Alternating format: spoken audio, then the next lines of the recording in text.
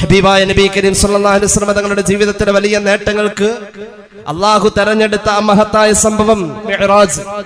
അതിൽ മുത്തുനബിയോട് ഒപ്പം നമ്മൾ ഉണ്ട് എങ്കിൽ ആ സ്നേഹത്തിന്റെ പ്രകടനം ഇമാം ഗസാലി അവിടുത്തെ ഇഹ്യാഇൽ രേഖപ്പെടുത്തുന്നു. ഇമാം അശ്ശൈഖ് മുഹയ്യിദ്ദീൻ അബ്ദുൽ ഖാദിർ അൽ ജീലാനി ഖദ്ദസല്ലാഹു സിറഹുൽ അസീസ് അവിടുത്തെ ഗുനിയയിൽ രേഖപ്പെടുത്തുന്നു. ഇമാം ബൈഹഖി അവിടുത്തെ ഫളായിലുൽ ഔഖാത്തിൽ രേഖപ്പെടുത്തുന്നു.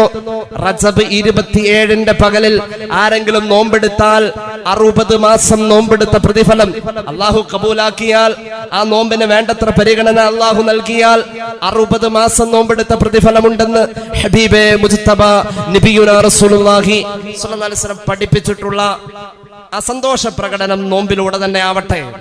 റജബ് 27 അതിനെതിരെ പുച്ഛഭാവത്തോടുകൂടെ പലതും പുലമ്പുന്നവരുണ്ടാകും. ഇസ്ലാമിക കർമ്മശാസ്ത്രത്തിന്റെ ആധികാരികമായ ഗ്രന്ഥങ്ങൾ പരിധിയാൽ നമുക്ക് കാണാം.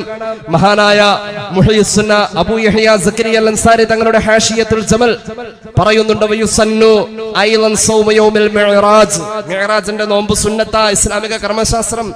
പിന്നെയും കാണാം വയുന്തബ സൗമ യൗമിൽ മിഅ്റാജ് ഹാഷിയത്തുൽ ബർമാവി രേഖപ്പെടുത്തുന്നു. മാത്രവുമല്ല വയുസ്തഹബ് സൗമ യൗമിൽ മിഅ്റാജ് ഇആനത്ത് താലിബിൻ രേഖപ്പെടുത്തുന്നു. വയുതഅക്കദു സൗമ യൗമിൽ മിഅ്റാജ് എന്ന് പോലും രേഖപ്പെടുത്തിയ ശക്തമായ സുന്നത്താണ് റജബ് 27 അന്നത്തെ സുന്നത്ത് നോമ്പ്. ശക്തമായ സുന്നത്ത് എന്ന് പോലും രേഖപ്പെടുത്തിയ ഫുഖഹാ ഉണ്ട്. അങ്ങനെയെങ്കിൽ റജബ് 27 ദിവസത്തിലെ സുന്നത്ത് നോമ്പിൽ നാം എല്ലാവരും പങ്കാളികളാവുക എന്നത് മിഅ്റാജിലൂടെ മുഹമ്മദ് റസൂൽ സല്ലല്ലാഹു അലൈഹി വസല്ലം തങ്ങൾക്ക് കിട്ടിയ സന്തോഷത്തിൽ നമ്മളും പങ്കുചേരുന്നു.